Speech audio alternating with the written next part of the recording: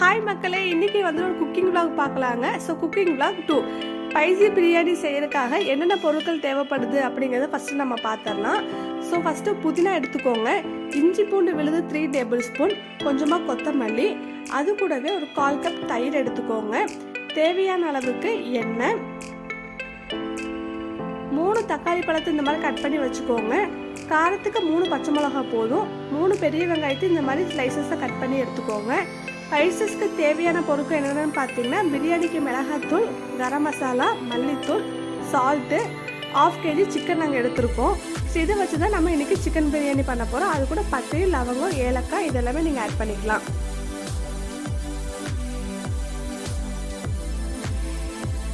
So இப்போ எப்படி chicken biryani பண்ணலாங்கிறத பார்த்தலாம். ஸ்டவ் ஆன் பண்ணிவிட்டு கடாய் வச்சுக்கோங்க. கடாய் நல்லா ஹீட் ஆனதுக்கப்புறம் 3 டேபிள் ஸ்பூன் ஆயில் விட்டுட்டு அது ஹீட் ஆகட்டும். இந்த டைமில் பட்டை, லவங்கம், ஏலக்காய், அன்னாச்சி பூ இது எல்லாமே போட்டு நல்லா ஃப்ரை பண்ணிக்கலாங்க. இது நல்லா பொரிஞ்சு வந்தோடனே ஒரு கைப்பிடி அளவுக்கு வெங்காயத்தை எடுத்து அதோட போட்டு நல்லா வறுத்து விடுங்க.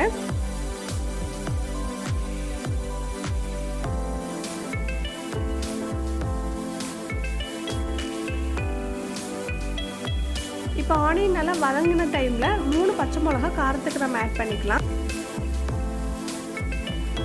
பச்சை மிளகா போட்டு வதக்கிறதுக்கப்புறம் அது நிறம் மாறி இருக்கும். இந்த டைமில் 3 டேபிள் ஸ்பூன் இஞ்சி பூண்டு விழுந்து சேர்த்து அதையும் நல்லா வறுத்து விட்டுடலாம்.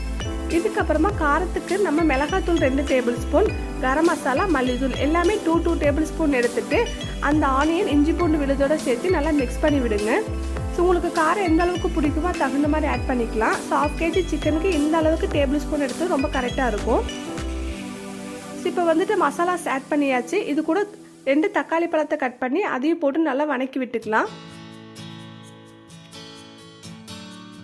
இப்போ தக்காளி வதங்கின கையோட நீங்கள் என்ன பண்ணலாம்னா சால்ட் ஆட் பண்ணிக்கோங்க. ஸோ சால்ட் ஆட் பண்ணுறப்போ தக்காளி சீக்கிரமாகவே நல்லா வெந்துடும்.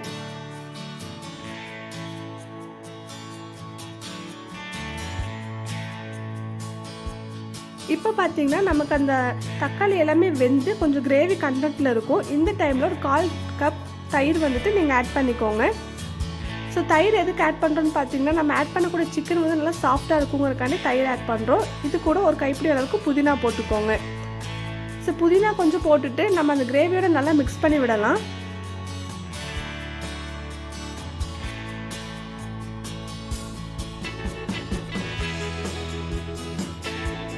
இப்போ அந்த கிரேவியோட நல்லா மிக்ஸ் பண்ணி விட்டதுக்கப்புறம் பார்த்தீங்கன்னா ஒரு 2 மினிட்ஸ் மட்டும் வெயிட் பண்ணுங்கள்.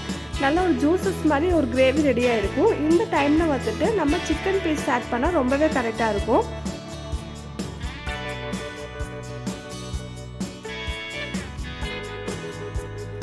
நல்லா கலந்து விடுங்க. அந்த கிரேவி வந்துட்டு நம்ம சிக்கனுக்குள்ளே நல்லா இறங்கணும். ஸோ அப்போ தான் நமக்கு டேஸ்ட் வைஸ் சிக்கனுமே நல்லாயிருக்கும் ரைஸை விட.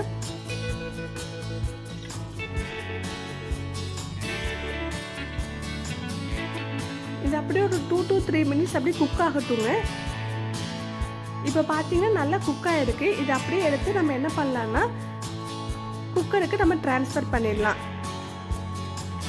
இப்போ நான் 2 டம்ளர் அரிசிக்கு 4 டம்ளர் தண்ணி விட்டு ஆட் பண்ணி வச்சுருக்கேன். இந்த அரிசியோட நம்ம மிக்ஸ் பண்ணி வச்சுக்கக்கூடிய கிரேவியை நல்லா கலந்து விட்டுடலாங்க.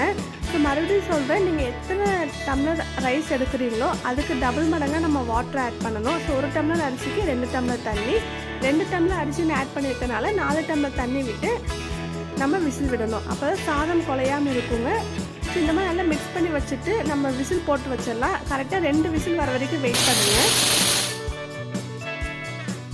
இப்போ பார்த்தீங்கன்னா உங்களுக்கு அந்த ரிசல்ட் கரெக்டாக தெரிஞ்சிருக்கும். ஸோ ரைஸ் பார்த்தீங்கன்னா எங்கேயுமே குலையில, அதோட கலரு, சிக்கன் வெந்த விதம் எல்லாமே ஜூஸியாக எம்மியாக இருந்துச்சுங்க. கண்டிப்பாக இது வந்துட்டு செம்ம டேஸ்ட்டாக இருந்துச்சுங்க. சிக்கன் பார்த்துட்டு இருக்கீங்களா எவ்வளோ ஜூஸியாக இருக்குன்னு சொல்லிட்டு எங்கேயுமே சிக்கன் உடையலை. அதே மாதிரி சாதமும் எங்கேயுமே குலையில, அதோட கலரும் சூப்பராக இருந்துச்சுங்க. எனக்கு எப்பயுமே வந்துட்டு சிக்கன் அந்த சாஃப்டாக இருக்கிறது ரொம்ப ரொம்ப பிடிக்கும். நீங்கள் வீடியோவில் பார்த்துட்டு இருக்கீங்க இல்லைங்களா, இந்த அளவுக்கு சாஃப்டாக சிக்கன் குக் ஆகிருந்துச்சு.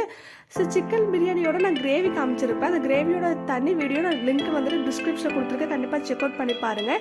எனக்கு இந்த பிரியாணியோட பாயில் எக் வச்சு சாப்பிட ரொம்ப பிடிக்கும். இந்த மாதிரி டேஸ்ட் யாருக்கு பிடிக்கும்னு சொல்லிட்டு கீழே கமெண்ட் பண்ணுங்கள்.